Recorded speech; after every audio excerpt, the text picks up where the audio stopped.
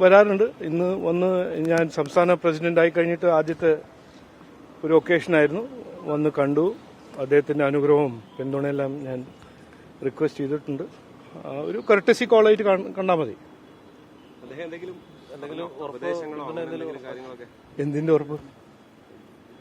അതിനല്ല, ഞാനൊരു കർട്ടസി, ഒരു അദ്ദേഹത്തിനെ കാണാനും അദ്ദേഹത്തിന്റെ ഒരു അനുഗ്രഹം എടുക്കാനും വന്നു, സംസാരിച്ചു, പോകുന്നു.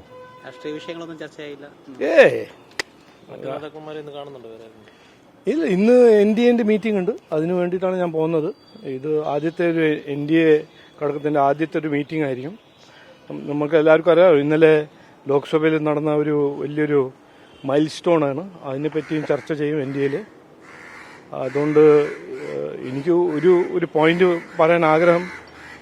ഇവിടെ ചില പാർട്ടികൾ ഇങ്ങനെ ഒരു മിസ്ഇൻഫർമേഷൻ സ്പ്രെഡ് ചെയ്യുന്നുണ്ട്. ഇത് മുൻപത്തെ ജനങ്ങൾക്ക് അത് റെട്രോസ്പെക്റ്റീവ് ഇഫക്റ്റ് ആവില്ല എന്ന്. ഇതിന്റെ സത്യം എന്ന് പറഞ്ഞാൽ ഇത് മുൻപത്തെ ജനങ്ങളുടെ പ്രശ്നങ്ങളുടെ പരിഹരിക്കാനുള്ളൊരു ബില്ലാണ്. അതുകൊണ്ട് ഒരു ഡൗട്ടും ഇടാൻ പാടില്ല. മുൻപത്തെ ജനങ്ങളുടെ അവരുടെ അവകാശം, അവരുടെ റൈറ്റ് ടു പ്രോപ്പർട്ടി ഈ ബില്ല് പാസ് ചെയ്ത ഉടനെ അവർക്ക് ആ അവകാശം കിട്ടും എന്ന് അതിൽ ആർക്കും ഒരു സംശയം ഉണ്ടാവാൻ പാടില്ല.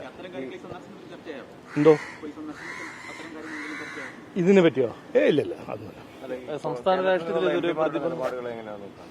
അല്ല, നമ്മൾ കണ്ടല്ലോ ഇന്നലെ അവര് കോൺഗ്രസ് എന്നും പറഞ്ഞ കോൺഗ്രസും ഇന്ത്യ അലയൻസില് CPM-ഉം അവരുടെ ഒരു അപ്പീസ്മെന്റ് പോളിറ്റിക്സ് ഇന്നലെ എക്സ്പോസ് ആയല്ലോ.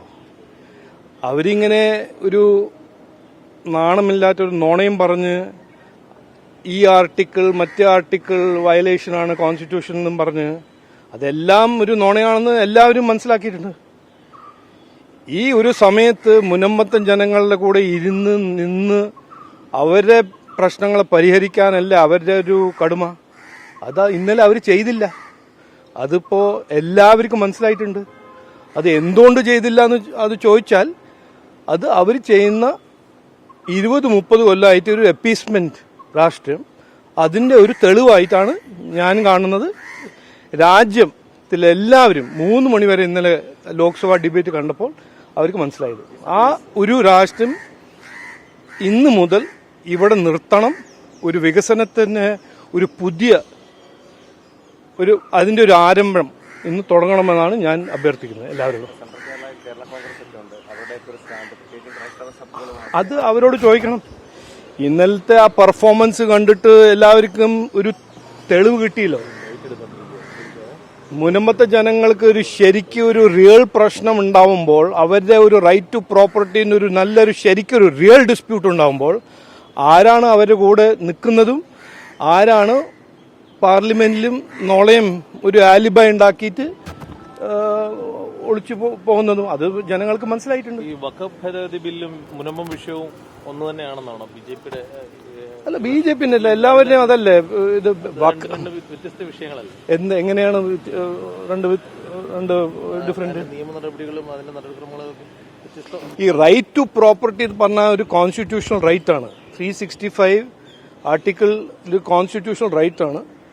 ആ റൈറ്റിന് ഇതുവരെ വഖഫ് ബിൽ കോൺട്രവീൻ ചെയ്തിരുന്നു. 1995 അമെൻഡഡ് വഖഫ് ആക്ട്. അതിനെ കോൺസ്റ്റിറ്റ്യൂഷന് കൂടെ അലൈൻ ചെയ്യാനും മുൻപത്തെ ജനങ്ങളുടെ പ്രശ്നങ്ങളുടെ പരിഹരിക്കാൻ ഈ ബില്ല് കൊണ്ടുവന്നത്. ആ ബില്ലിന്റെ ഇഫക്റ്റാണ് മുൻപത്തെ ജനങ്ങളുടെ റൈറ്റ് ടു പ്രോപ്പർട്ടിന്റെ അവകാശം എസ്റ്റാബ്ലിഷ് ചെയ്യാൻ പോകുന്നത്. ക്രൈസ്തവർക്കിടയിൽ വലിയൊരു വോട്ട് സ്വാധീനം ഇതോടുകൂടി അതിനെപ്പറ്റി എന്നോട് ചോദിച്ചൊരു കാര്യമില്ല. രാഷ്ട്രീയം പ്രതിഫലിക്കുമോ കേരളം? നോക്കൂ, ഞങ്ങളുടെ രാഷ്ട്രം ആദ്യം മുതൽ ഇന്ന് വരെ നാളെയും മറ്റന്നാളും ഒരേ സമാനം എല്ലാവരോടും കൂടെ നിന്ന് എല്ലാവർക്കും വേണ്ടി ഒരു വികസനത്തിന്റെ ഒരു രാഷ്ട്രീയം ചെയ്യുന്ന പാർട്ടിയാണ് BJP. അതൊരു 2014 മുതൽ ഇന്ന് വരെ.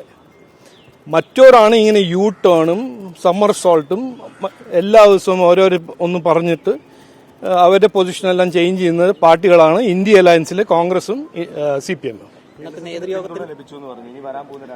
ഞാൻ പിന്തുണ ലഭിച്ചു എന്നൊന്നും പറഞ്ഞില്ല. ഞാൻ അനുഗ്രഹവും പിന്തുണ അഭ്യർത്ഥിച്ചു എന്നാണ് ഞാൻ പറഞ്ഞത്.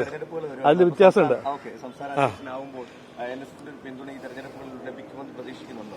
ഞാൻ എല്ലാവരുടെയും പിന്തുണ അഭ്യർത്ഥിക്കുന്നു. നമ്മുടെ ഒരു വികസിത കേരളത്തിന്റെ ഒരു വിഷൻ ഉണ്ടാക്കാൻ ഈ കഴിഞ്ഞ 20-30 കൊല്ലമായിട്ട് നമ്മുടെ പരാജയപ്പെടുത്തിയ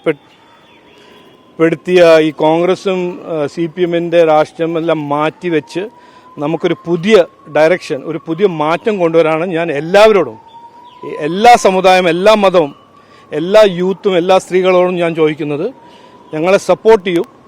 കേരളത്തിനെ മുമ്പോട്ട് കൊണ്ടുപോകാനാണ് ഞങ്ങളുടെ താല്പര്യവും ഞങ്ങളുടെ ഒരു ദൗത്യവും.